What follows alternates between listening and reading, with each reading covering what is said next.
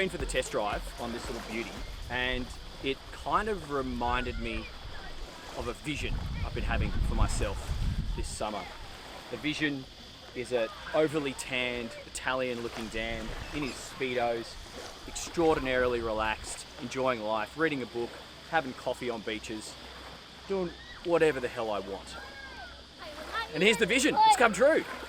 My name's Dan Jones, this is Dan's Boat Life, and today we are on the Lomac Grand Turismo 8.5 metres long. And you might have seen the Adrenalina range that we've done a couple of videos on already.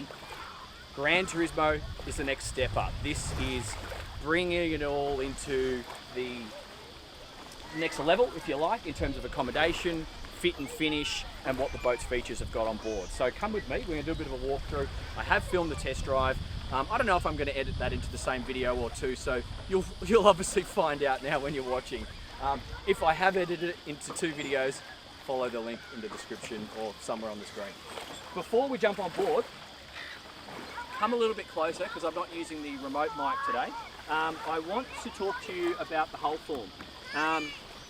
Lots of V on this boat, and the tube starts a reasonable amount of distance off the water. I like seeing that on ribs for our market because running through a little bit of choppy water, it's nice to not have the waves connecting with the rib straight away and giving you a little bit more of boat action or fiberglass action to cut through those waves. Beautiful amount of stainless steel up the front here. I saw that on some of the other models already.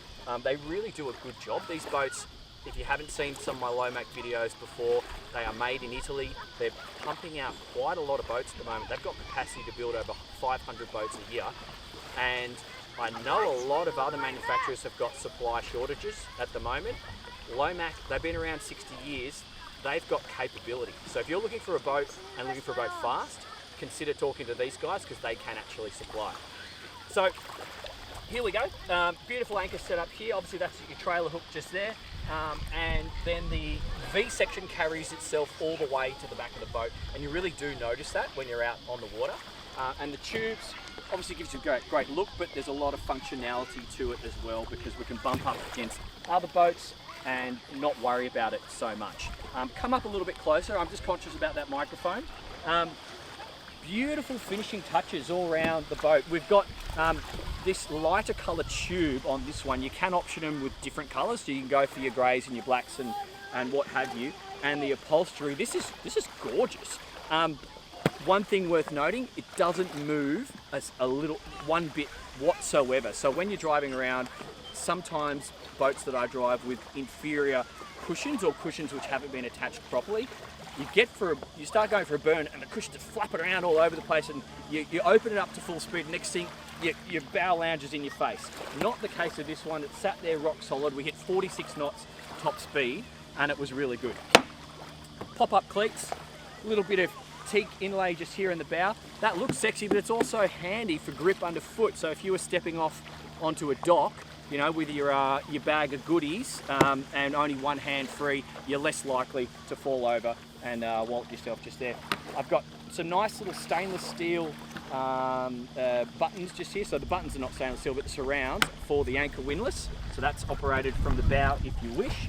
And then beautiful stainless steel grab rails up on the bow, making this whole area slightly operational, so to speak, but it's also sexy. So I'm going to jump on board. How are we going to do this?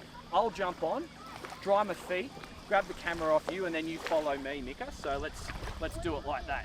3, 2, 1. Oh, okay, doable. Thank you, Libby. Here we go.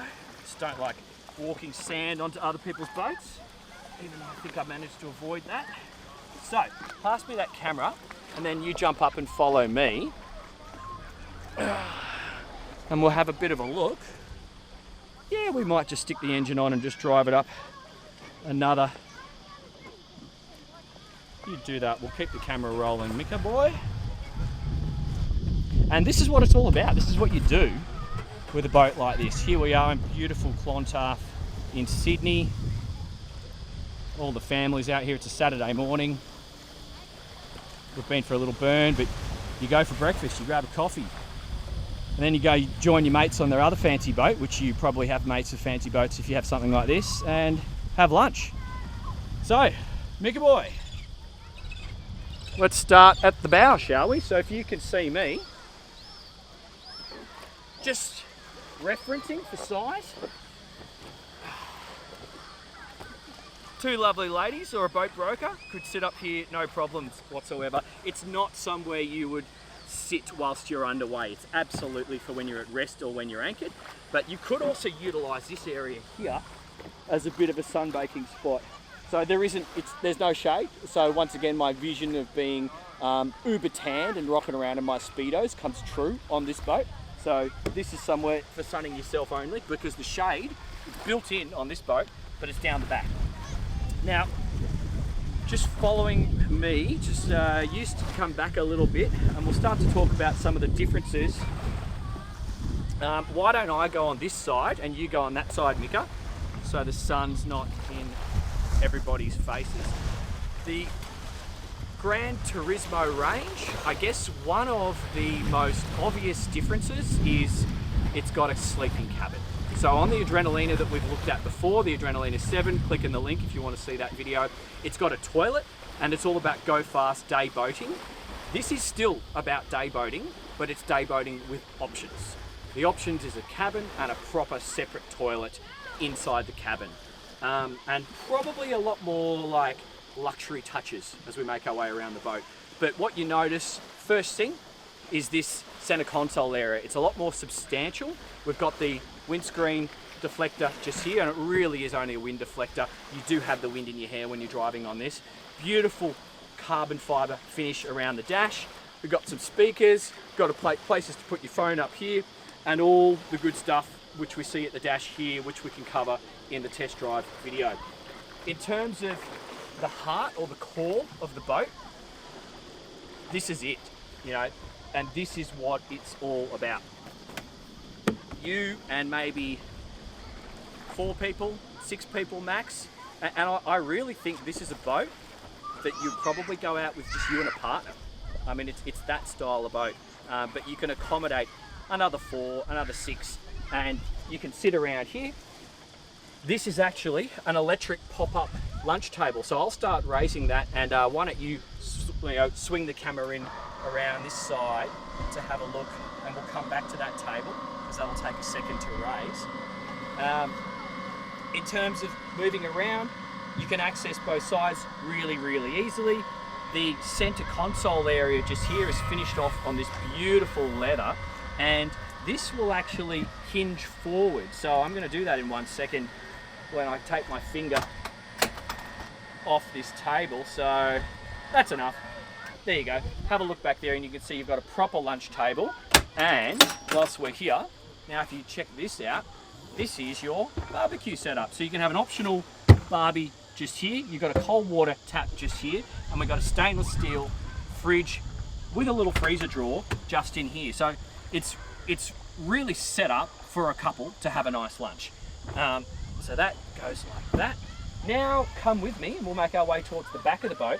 I love all these beautiful high quality leather finishes, and it really is very, very high quality. You've got the throw cushions around the place. You come to the back of the boat here and we've got a little pull out swim shower. We've got courtesy lights dotted around the place, more pop-up cleats just here. This is probably for a ski pole, so that's going to be for towing skiers. Makes a little bit of wash, so you might be able to do a bit of wakeboarding. We've got the twin 200 Suzukis on this boat. She's recommended with a single 350. That's probably more of a Euro thing. I think we could see the twins being a lot more popular in Australia. And she moves. 46 knots top speed, 27 cruising, and everything in between. So really, really fun and enjoyable to drive. Coming out towards the back of the boat, you've got these extended platforms. So I can step aft of the motors, or if you were reversing into a dock and that was your only place to get people on and off the boat, it is possible without them going in the drink. And the tubes start here. So from a tender function perspective, I can see this boat being very popular as a tender because it's absolutely gorgeous. So it's going to look good next to the mothership. It's super quick and it's got all the nice luxuries that someone with a mothership like that would expect. So for that function, I see it being sensible because you've got grab rails all the way from here to the midships and then forward. You've got a nice boarding area in the middle of the boat, which is low and accessible, and you have another boarding area at the back of the boat. So if you were next to a big boat, people can quite naturally get on here or there. The driver can see everybody around, and then they can immediately sit down and relax just here in the middle. So there is storage under here. You know, do you really care about seeing that in this walkthrough? I don't think so. We've got a little bit of storage in here as well. We've got some more just in here. So there is some sensible places. I think the most interesting thing is downstairs. So follow me, let's go have a look.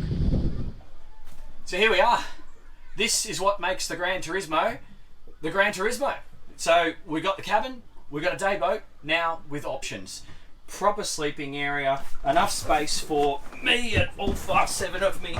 You know, someone 5'9" could sleep here, and then 6 foot plus blokes could sleep here.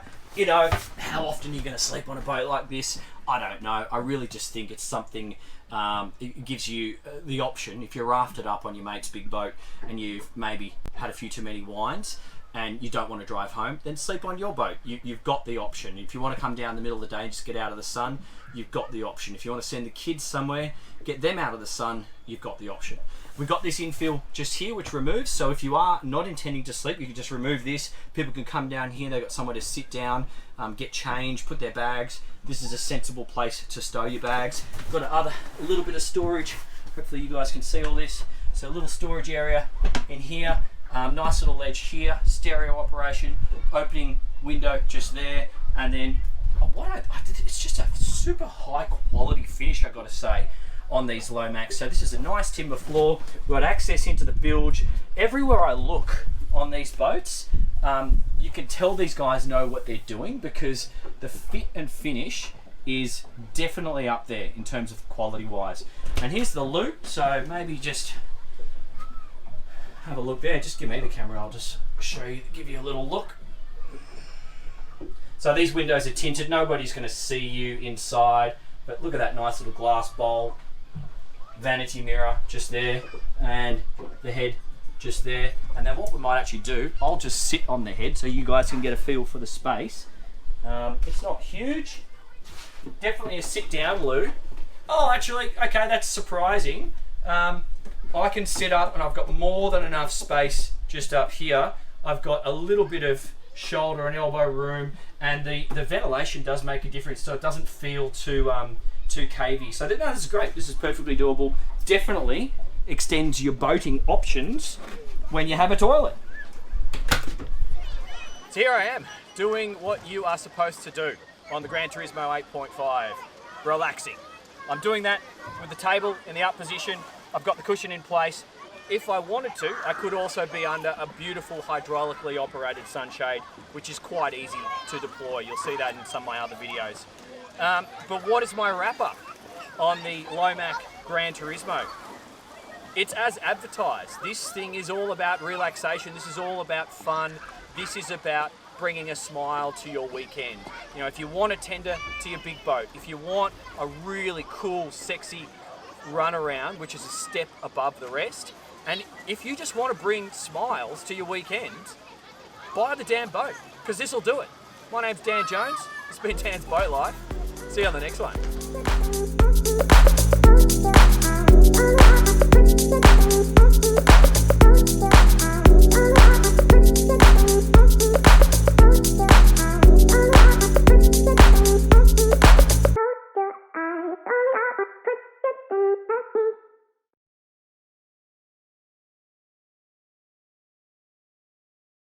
So here it is. This is the Bimini in place.